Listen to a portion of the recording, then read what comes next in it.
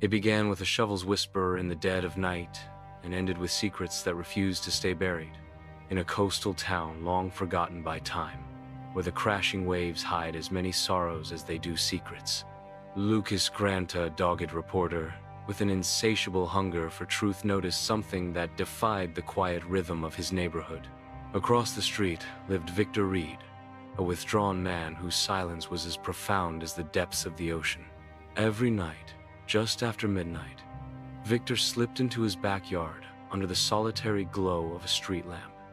At first, Lucas dismissed it as mere eccentricity, but night after night, a disturbing pattern emerged. Victor wasn't tending a garden, he was digging. It was a deliberate, methodical act, as if he sought to exhume the buried remnants of a long-canceled past. One fateful midnight, determined to capture the truth, Lucas set up his camera, and what he witnessed chilled him to the core. Victor wasn't simply excavating soil. He appeared to be conversing with the earth itself, his muffled whispers carrying the weight of unbearable grief. I couldn't keep silent. I had no choice. His voice seemed to echo off the walls of darkness, as if the very night were listening in sorrow. Lucas soon unearthed a forgotten case buried in public records and yellowed newspaper clippings. Years ago, on a bitter March night in 1998, Jacob Reed, Victor's vivacious 15-year-old brother, had vanished from that very home. The community had long since accepted the loss as an inexplicable tragedy, but for Victor, the silence of that unanswered mystery was a torment he could no longer endure. In the aftermath, there had been no explanations, no outpouring of love, only the suffocating weight of silence. Compelled by a mix of empathy and journalistic instinct, Lucas anonymously tipped off the local sheriff's department. 2 nights later, equipped with ground-penetrating radar, authorities returned to Victor's property. The device revealed an anomalia, disturbed patch of soil merely 12 feet from his back door. They excavated with trepidation. What emerged from the disturbed earth was neither a human body nor the typical remnants of decay. It was an ancient, weathered coffin. Inside, an eerie photograph of a smiling Jacob Reed stared back, accompanied by a handwritten note scrawled with raw emotion. I buried the guilt, not the boy. Victor was taken into custody not for murder, as no murder scene could be substantiated, but for tampering with evidence and the haunting act of suppression. His silence deepened, enveloped by a grief so profound that no interrogation could stir a confession. Meanwhile, the mystery of Jacob Reed's disappearance hardened into a puzzle that captivated the public imagination. Lucas's explosive exposé, the hidden grave, the Victor enigma, ignited the digital world. True crime enthusiasts and amateur detectives scrambled to unravel the clues, debating whether Victor had taken a desperate measure to erase an unbearable loss, or if the coffin was merely a symbolic tomb for secrets too painful to speak aloud. Now, as twilight descends over the narrow, empty streets and the coastal wind mourns through abandoned alleys, whispers persist in neighbors' recollection of a rhythmic, sorrowful digging sound in the dead of night. In a town where secrets are rarely spoken, Victor Reed's legacy lives on a living monument to hidden grief and the unyielding pursuit of silence. Some hide their darkest truths behind closed doors, but Victor chose the open, merciless night, where every strike of his shovel beats like a heart determined to keep the past forever entombed.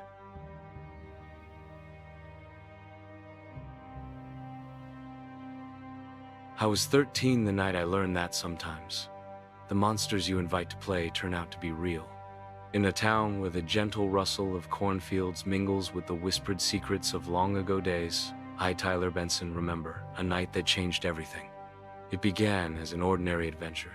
My little brother Micah and I, armed with flashlights and a spirit of daring, set out to explore the wild unknown of our hometown woods. We were joined by Eli and Blake, local kids who promised fun and mischief beyond our wildest dreams. Their invitation was irresistible, their smiles infectious. Yet that night, beneath the soft glow of a crescent moon, something felt off. The jovial banter turned unnerving, and the air grew colder with each step we took past the familiar creek. As we ventured deeper, the carefree laughter faded into a tense silence. The older boys revealed a secret that shattered our innocence. Blake produced a real firearm, not a toy, but a cold, unyielding weapon glinting under the moonlight, a symbol of power, danger, and hidden malevolence. In that moment, I saw something I'll never forget. The transition from playful dare to sinister game was instantaneous. Suddenly, what was meant to be a midnight romp transformed into a twisted maze of fear and betrayal. Micah's wide eyes pleaded silently, and my heart pounded a frantic rhythm of survival. The forest, usually a sanctuary of memories and make-believe adventures, now became a labyrinth of dread. Eli and Blake's whispered threats cut through the still air, half joking, half menacing, leaving no room for error. They led us toward an abandoned shelter they called the bunker, hinting at secrets darker than our wild imaginations ever allowed. With every step, the smell of damp earth and decaying leaves amplified the horror. The sound of a distant, echoing crack-a gunshot resounded through the trees like a grim herald. In that split second, time slowed. I grabbed Micah's hand, and with a silent, desperate whisper, I urged him to run. We dashed blindly through the night, with branches whipping against our skin and fear fueling our every movement.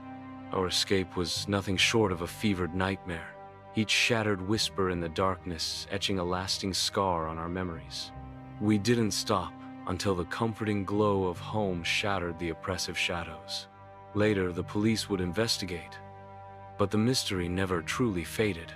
Eli and Blake vanished into the depths of that haunted night, leaving a trail of unanswered questions about that weapon, that bunker, and the menacing thrill of power they had wielded.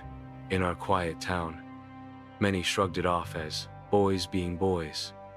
Yet for Micah and me, that night was our final lesson in lost innocence. Now, every time the wind rustles through the trees or the moon casts eerie shadows, I'm haunted by echoes of that ambush. It wasn't just a simple prank gone wrong. It was a chilling encounter with the darkness that lingers in the corners of our community. And as I relive that memory, I realize some nights change you forever, marking the exact moment when childhood surrenders to a world far more dangerous than you ever imagined.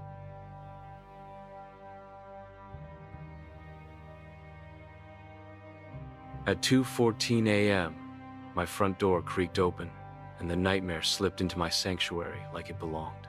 I'm Marcus Doyle, just another resident in a crumbling inner-city maze where the neon flickers as if haunted by its own memories. That stormy night, when the rain hammered the pavement and shadows danced with a sinister grace, I believed my apartment was my fortress, until the unexpected intrusion shattered that illusion. It began when Sienna Hart, my volatile and unpredictable neighbor from apartment 2B, appeared inside my living room, drenched and trembling barefoot on the cold tile. Her eyes, wild and haunted, locked onto mine as she whispered through choked breaths, "He's coming." In that fragmented second, I felt time slow. The storm outside raged. The wind howled like vengeful spirits, and within my home, an unspoken dread wrapped its icy fingers around my heart. Before I could reach for the phone, the rhythmic sound of deliberate footsteps grew louder. Riley Cook, Sienna's ever-present caretaker, materialized as if conjured by the chaos. His demeanor was unnervingly calm, his eyes fixed on mine with a controlled intensity that belied the danger he carried. "Marcus," he murmured, his voice low and measured, "this isn't about you. It's about cleaning up the mess that she can't manage on her own." His words hit like a punch, blurring the lines between concern and threat. Sienna crouched near the doorway, her fragile frame trembling as if trying to disappear into the shadows. The oppressive silence between each heartbeat screamed louder than the raging storm outside. I could hardly trust what I was witnessing, whether she was a desperate victim or a willing conspirator in something far darker. Before I could process, the front door shuddered as if it were barely holding back another threat. I bolted it shut, but the uncertainty of the situation had already pried open a window to a reality I never wished to see. Minutes later, the police sirens sliced through the tempest as officers swarmed the building. They found Sienna huddled in my living room, eyes wide with a mixture of terror and resignation, while Riley had vanished into the night, a ghost fading into the urban decay. The investigation that followed unearthed more than just an inexplicable break-in. Rumors swirled in whispered tones across our broken community. Sienna, battling her inner demons and a chaotic past, was entangled in a network of shadowy relationships. And Riley? More than a caretaker, he appeared to be the enforcer of a secret order, a protector of a dark legacy that had seeped into every crumbling brick of our neighborhood. Now, when I peer through the rain-soaked windows, I'm haunted not just by that fateful night, but by the knowledge that safety is as fragile as the light fading from a stormy sky. Trust among neighbors, I learned, is a luxury one can ill afford in a city where even the familiar can hide monstrous truths. So, as each 2:14 a.m. approaches in my sleepless nights, I brace myself ever watchful, because sometimes the reckoning next door comes knocking when you least expect it. Like, subscribe and comment.